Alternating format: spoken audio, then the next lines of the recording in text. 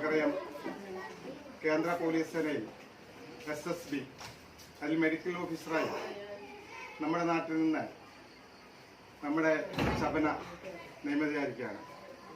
നമ്മുടെ കുഴൂർ പഞ്ചായത്തിൽ നിന്ന് ആദ്യമായിട്ടാണ് ഒരു കേന്ദ്ര സേനയിൽ ഒരു വനിത നിയമിതയാകുന്നത്.